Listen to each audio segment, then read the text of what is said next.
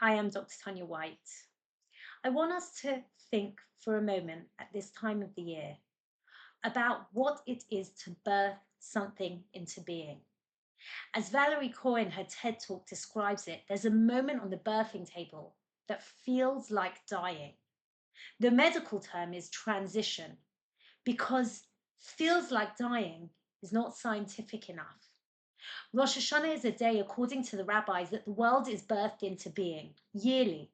It should come as no surprise that the imagery aligned with this day is that of our mothers, Sarah, Hannah, Rachel, even the mother of our arch enemy Sisera, whose wails, we are told, are refracted in the cries of the shofar, is brought into our consciousness.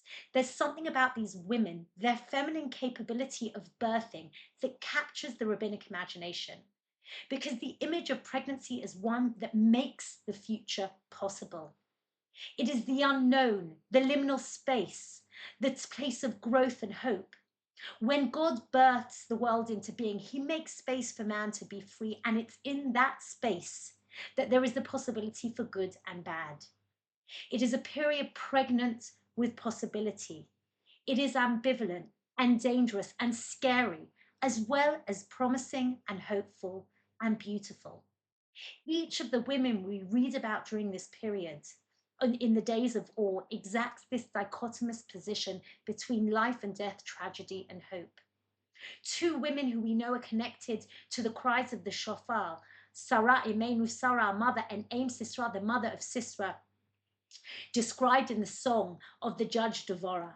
Sarah is pregnant with Yitzchak. She finally becomes pregnant, and then, according to the Midrash, dies in the moment of not knowing whether Yitzchak, her son, has been sacrificed by his father.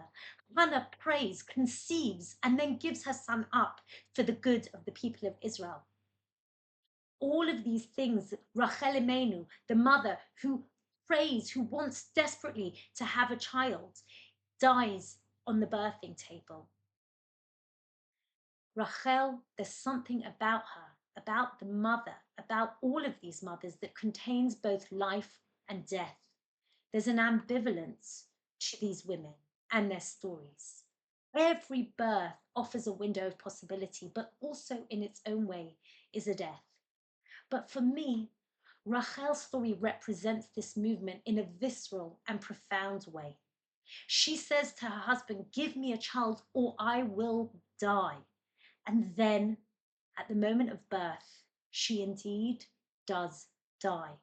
And yet, even after her death, she lives on in our national imagination as the eternal mother of the people of Israel.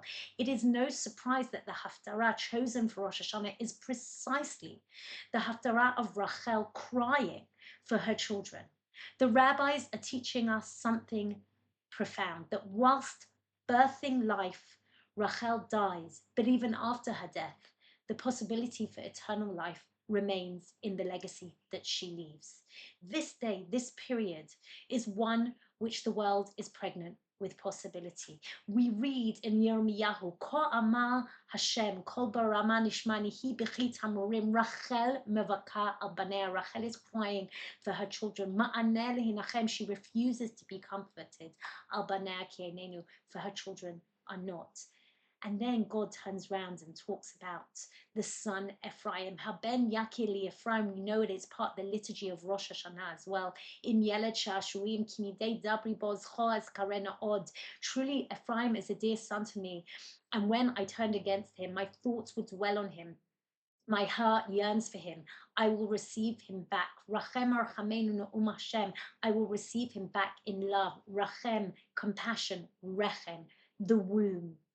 All of these women teach us something fundamentally human. And this verse in particular reminds us that at the time when Yaakov did not know where Yosef was, at the time when he thought there was no possibility that Yosef was alive, there was a parallel existence taking place. And that was the existence not only of his son Yosef, but also of his grandchildren Menashe and Ephraim. That is what these women remind us of. They remind us of that space between life and death, of the possibility, of the birthing possibility, that there is something even in the ambivalent places that tends towards life, of the need for a lens that straddles the complexity of being. They provide these women a template for living between din, judgment, and rachamim, compassion. And it's precisely at this time of year when we face our mortality and we surrender to God that we need to be reminded of the feminine portrait of the divine, of the gift of birth that bestows life and death in the world. It is no surprise that the birthing stool is called a mashber. A mashber in Hebrew is a crisis, but it's often at the point of crisis that something is birthed. One has to know with what posture to arrive at this crisis, to be able to sit in those ambivalent spaces between birth and death, good and evil, desire and sacrifice, to be able to surrender in humility to the potential that the world holds, and to know that even in the darkest, most despairing of circumstances, there is the possibility of birth. Wishing you all a Shana Tova, a Gamar Chatima Tova. It should be a year of possibility, of hope, and of prayer.